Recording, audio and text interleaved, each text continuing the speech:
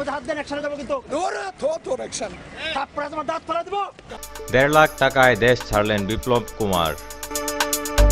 পাচারকারীদের সহায়তা লালমনিরহাটের পাটগ্রামের দহগ্রাম ইউনিয়ন সীমান্ত পথ দিয়ে অবৈধভাবে ভারতে গেছেন ঢাকা মেট্রোপলিটন পুলিশের যুগ্ম কমিশনার বিপ্লব কুমার সরকার। মঙ্গলবার 10 সেপ্টেম্বর রাতে কোনো এক সময় তিনি ভারতে ঢোকেন। পাচারকারীদের এ সংক্রান্ত কয়েকটি কথোপকথন অডিও রেকর্ড সামাজিক যোগাযোগ মাধ্যমে ছড়িয়ে পড়েছে। এ নিয়ে জেলা জুড়ে তুমুল আলোচনা ও গুঞ্জনের সৃষ্টি হয়েছে। এ ঘটনায় সন্দেহভাজন পাটগ্রাম ব্র্যাক ব্যাংকের ব্যবস্থাপক পঙ্কজ কুমার মদন নামে এক ব্যক্তিকে পাটগ্রাম শহর থেকে মঙ্গলবার 10 সেপ্টেম্বর রাত 9টার দিকে আটক করে স্থানীয় জনসাধারণ। পরে তাকে পাটগ্রাম থানা পুলিশের কাছে হস্তান্তর করে স্থানীয়রা।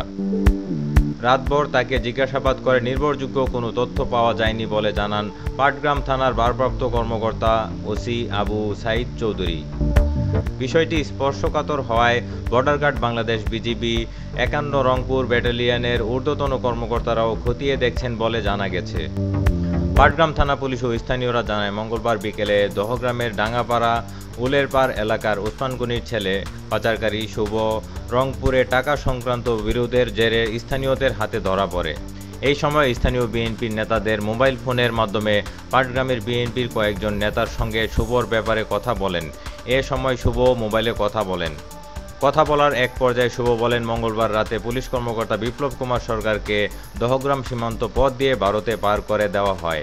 এ সময় ব্র্যাক ব্যাংকের পঙ্কজ ও দহগ্রামের আকসিদুল মমিন, লম্বা শাহিন, ফারুক, রাজীব, শামীম ও মকসিদুলের সহায়তায় বিপ্লবকে পার করা হয়। জলঢাকা মিরগঞ্জের মিঠু, নিশাদ, রুবেল বিপ্লবকে পাটগ্রামে আনতে সহায়তা করে। সীমান্ত পার করার সময় 1.5 লাখ টাকা নেওয়া হয়।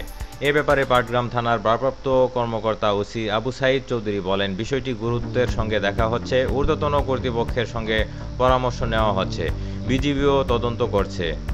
ব্র্যাক ব্যাংকের ব্যবস্থাপককে শর্ত সাপেক্ষে মুচলেখা নিয়ে সন্ধ্যায় ছেড়ে দেওয়া হয়েছে।